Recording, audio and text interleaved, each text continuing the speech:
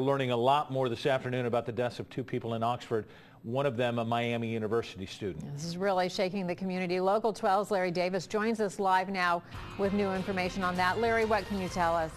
Well, Paula, Oxford police just wrapped up a news conference within the hour and outlining more details about what is turning out to be just an absolute tragic story. A Miami co-ed calls police, alerting them that her ex-boyfriend is coming down from Columbus. Police intercept him, but then she later tells them that everything is okay, and then that leaves it into a tragedy. Miami University has just released the picture of the co-ed. She is identified as 21-year-old Rebecca Eldemire of Mainville.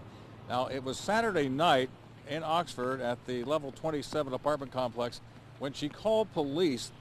It was a public assist call telling her that her ex-boyfriend, 27-year-old Larry Tipton II, was coming down from Columbus to see her at her apartment in Oxford. That's when police met him in the parking lot. And then all three, police and the Tipton, then entered the apartment building.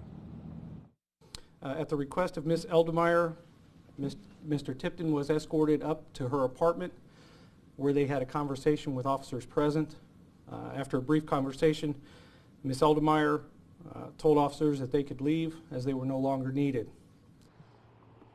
And Paula, Sergeant John Varley says the next morning at 8:45 in the morning, they received a call from suite mates of Rebecca Eldemire saying that a smoke alarm was going off. They came to investigate. They went to look into her suite. It was apparently locked.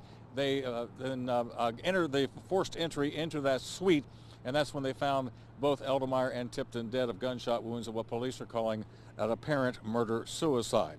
Again, they say that Tipton was the ex-boyfriend of Eldermire. He was not a student at Miami University. Eldermire was a geography major here at Miami. And coming up in the news at 5 o'clock, we'll have more on what is turning out to be an absolute tragedy here on the Miami campus. Live in Oxford, Larry Davis, Local 12 News. Paula, back to you.